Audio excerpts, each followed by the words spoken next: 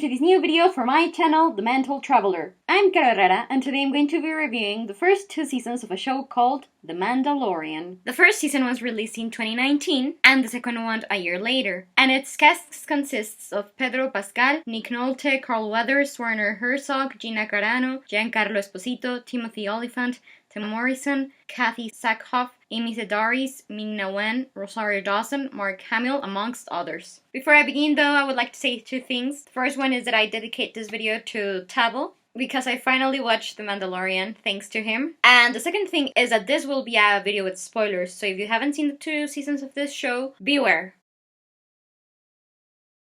Okay, so I've been a big Star Wars fan since I was a little girl, and while I love a lot of things about it, my main interests in this fandom are the character of Anakin Skywalker / Darth Vader, his love / relationship with Padme Amidala, and their love living on even through death because of their son Luke Skywalker. So I'm fiercely protective about them, and I consider Anakin his story to be George Lucas' magnus opus, the core of his saga. He is a chosen one, and that is why I haven't seen the so-called sequels, and I never will, because while I may not know all the details, I know that Disney messed up badly with the Skywalkers in those films, and I have no intention of wasting my time with such trash. For me, Star Wars ends with Episode 6, and maybe I could even consider Timothy Zahn's Thrawn trilogy, which he wrote way before the prequels even came out, as a more worthier sequel story to that one Disney came up with. But yeah, anyways, all of this is just a rant to explain why I refuse to watch The Mandalorian since it first came out until December 2021. I am super wary of Star Wars content, and while I admit that when they get it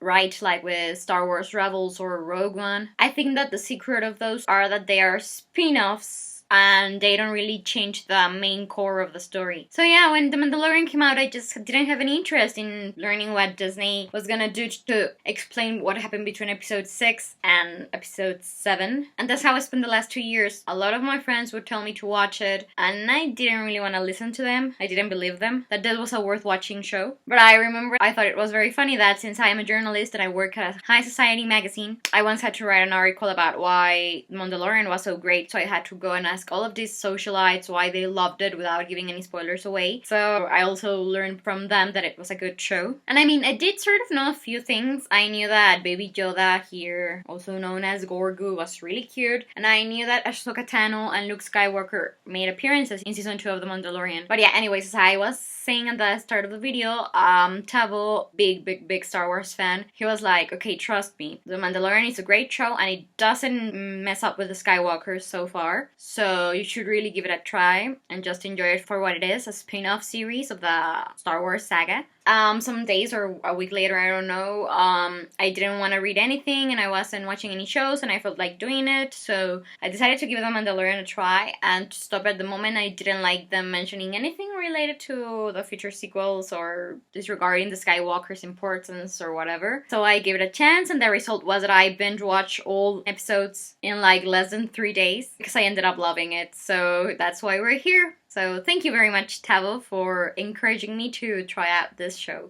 Oh, and also for lending me Baby Yoda and your Mandalorian helmet. I'll read a premise of the series that I found somewhere and liked it because it sums it up quite neatly. Beginning 5 years after the events of Return of the Jedi and the fall of the Galactic Empire, the Mandalorian follows Din Djarin, a lone Mandalorian bounty hunter in the outer reaches of the galaxy. He is hired by remnant Imperial forces to retrieve the child Grogu, but instead goes on the run to protect the infant. While looking to reunite Grogu with his kind, they are pursued by Moff Gideon, who wants to use Grogu's connection to the Force.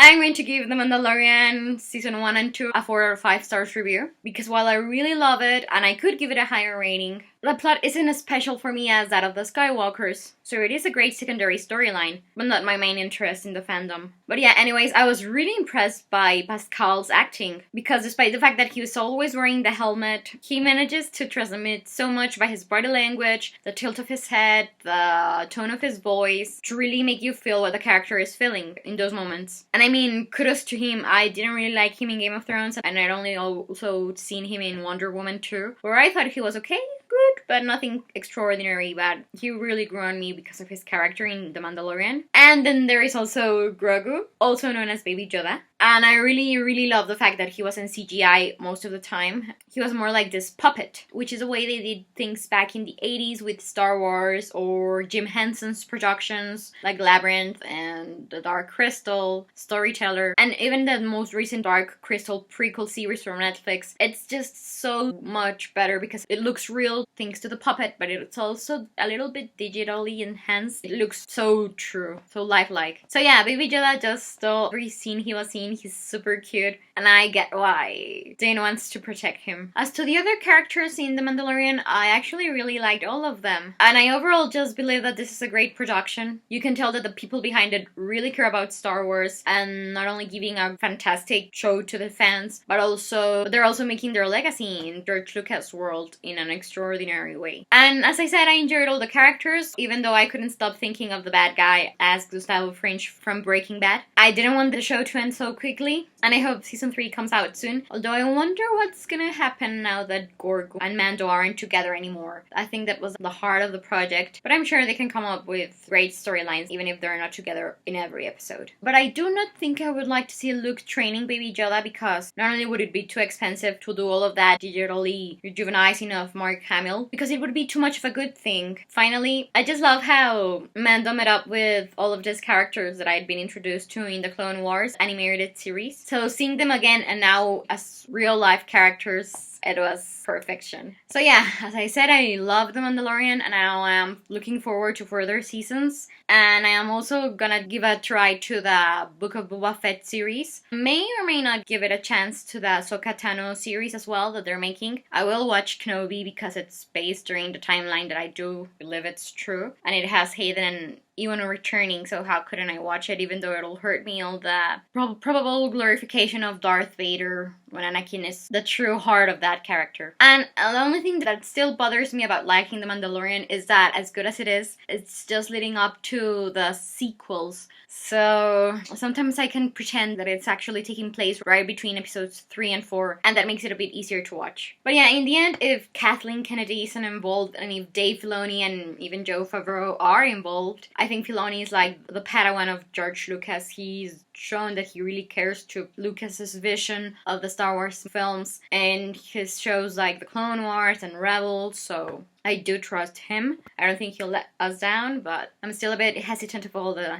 Star Wars content Disney is producing. If they release new seasons of The Mandalorian, I will be watching and reviewing them until I think that they get too close to the sequels, or they start to mess up with the Skywalkers a bit too much. But yeah, until then, I believe that this is all I have to say about my review for this series. Thank you so much for watching my review of it. Please let me know if you enjoyed it or not. I'm keeping my fingers crossed that you did. What are your own thoughts about The Mandalorian? I would love to find out. And in the description box below, you can find a link to the IMDb page for the show. And well, I'm Caro Herrera, this is Baby Yoda, and we wish you a wonderful day wherever you're in the world. We hope to see you soon, take care, and may the Force be with you.